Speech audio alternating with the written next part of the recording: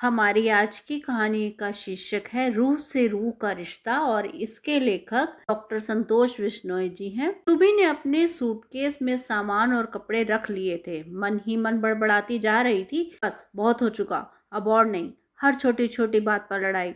रघु के मन में अब मेरे लिए प्यार है ही नहीं, तभी तो बात आज यहाँ तक आ गई है। शादी को सिर्फ 2 साल हुए हैं। माँ को दिन में फोन करके बता दिया था कि मैं कल ट्रेन से आ रही हूँ।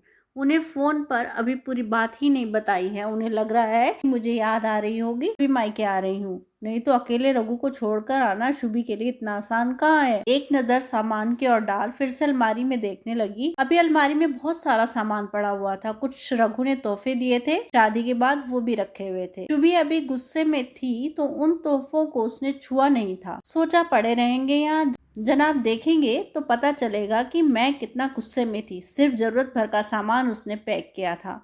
सूटकेस को बंद कर थोड़ा दरवाजे की ओर सरका कर कुछ इस तरह से रखा था कि बाहर से ही किसी को भी नजर आसानी से सूटकेस पर पड़े। पैकिंग कर शुभी रसोई में आ गई। खाना बनाए या नहीं सोच रही थी।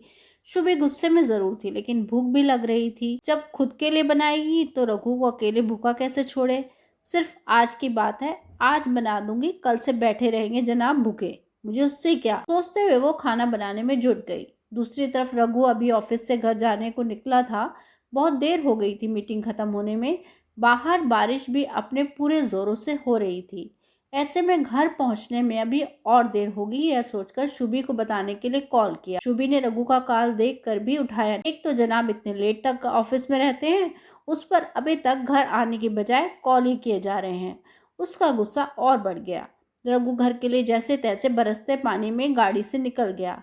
बाहर गरजते बादलों ने मन में किसी कोने में शुष्क पड़ी हुई भावनाओं को जगा दिया। बारिश की ये बूंदे। मेरी पत्नी शुभी यानी शुभांगी को बारिश से बड़ा प्यार था।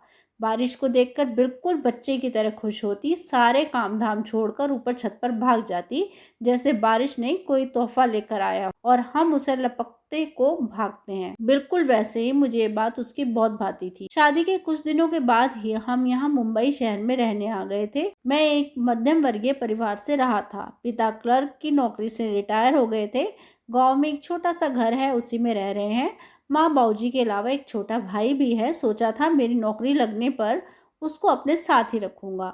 मेरी नौकरी लगी, जल्द ही शादी भी हो गई। उनको साथ रखने का अरमान पूरा ना हो सका। शुभी को कई बार बोला भी, लेकिन उसने कहा उसको इतने लोगों के साथ इस 2 कमरों में छोटे से घर में रहना नहीं हो पाएगा। या तो घर 3 या 4 कमरों का लो, तब सोचना। मुंबई जैसे शहर में इतना बड़ा घर किराए पर ले मेरी हैसियत से बाहर था। कभी माँ बाबूजी के आने के लिए कह भी नहीं सकता था।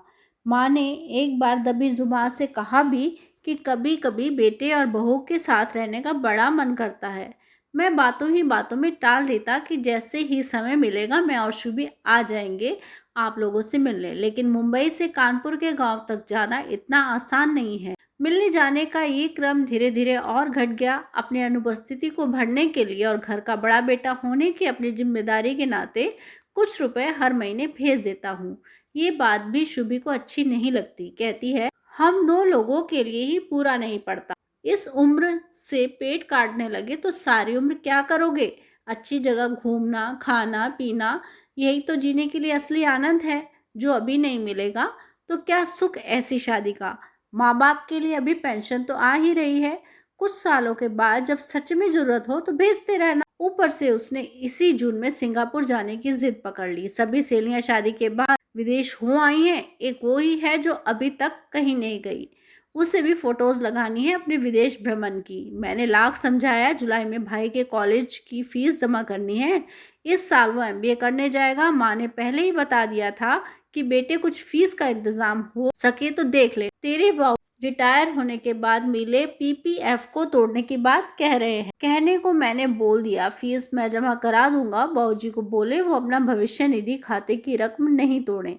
शुभी को बताया तो मुंह फुला लिया। उसे लगा मैं कोई बहाना कर रहा हूँ विदेश नहीं लेकर जाने के लिए। पर शुभी मैं मजबूर हूँ, तुम्हें भी खुश रखना चाहता हूँ और माँ बाबूजी के चेहरे पर भी सुकून देखना चाहता हूँ। दोनों एक साथ नहीं कर पा रहा। ऐसे में मैं 2 पार्टों के बीच पिसता हुआ धान की तरह हो गया हूँ। आज सुबह ही तुम्हें समझाने की कोशिश की, तुमने मुझे गलत समझा, गुस्से में तुमने कहा। इससे अच्छा है मेरी इच्छा और शौक पूरे नहीं कर सकते तो मैं अपने मायके ही चली जाती हूँ। ये बात सुनकर मुझे लगा तुम मेरे गाल पर गैर जिम्मेदारी का तमाचा लगा रही हो। बिना सोचे समझे मुंह से निकल गया, हाँ जाओ, खुशी से जाओ, वहीं रहना, अब कल ही टिकट करवा रहा हूँ, अपना सामान बांध लो, कहकर ऑफिस के लिए निकल गया था। पूरे दिन तनाव और सुबह की लड़ाई के बाद दिमाग सुन सा हो गया था।